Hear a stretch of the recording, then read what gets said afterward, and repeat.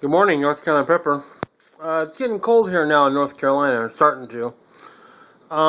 Back in the day, we go hunting and we take our hunting blind and we heat them with something called hunter's heaters. Nowadays, people are putting these in their car and calling them emergency car heaters and stuff, but, you know, whatever. That's up to them. But we call them hunter heaters, and you can find them for car heaters or emergency stoves. This is how I make them and have made them for a long time. And if I were to make a stove on it, I'd just throw like a computer grill on there. But we'll get into that in a minute. Let me go ahead and make it. You take your toilet paper, a roll, anything'll do. And you're going to stuff it inside of a paint can. I think it's a quart, I guess. I don't know. Quart paint can, I'm not sure. But you stuff it in there, and you pull out the center of the tube, and you fill it with alcohol as much as it'll take. And cap it off. Generally, I don't fill them with alcohol until I'm out in the field or leaving the truck to go to the blind.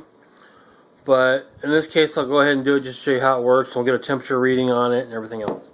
So let me go ahead and assemble it. And it's real simple, and I'll be right back.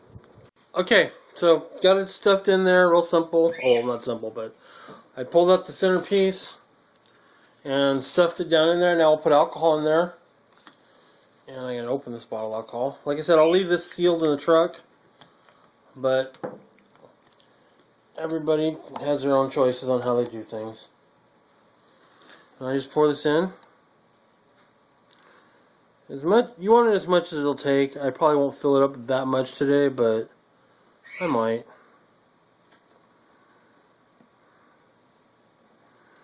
Let that expand. Pouring some more. It really holds a lot. This is 70% isopropyl alcohol. 90% will burn hotter, but I forgot the reason. But there's a reason that it won't work. It like creates little dust bunnies, I guess you call them, and it doesn't burn as clean. I was gonna get some at the dollar store last night, but that was 50% isopropyl alcohol. And I don't know about that, so I've never used it. I don't know how it works, so I didn't bother. I know this works, so this is what I use.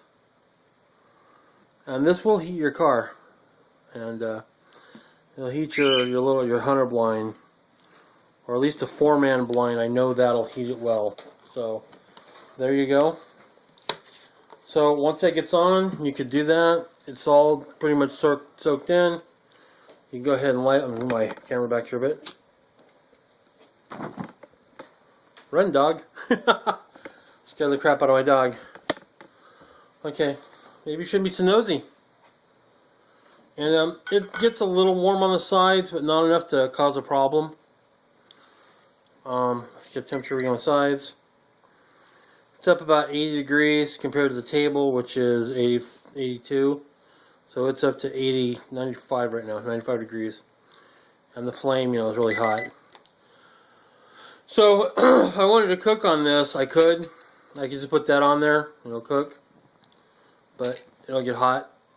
So, I don't want to do that now. Plus, you should let it burn off all the coating on here.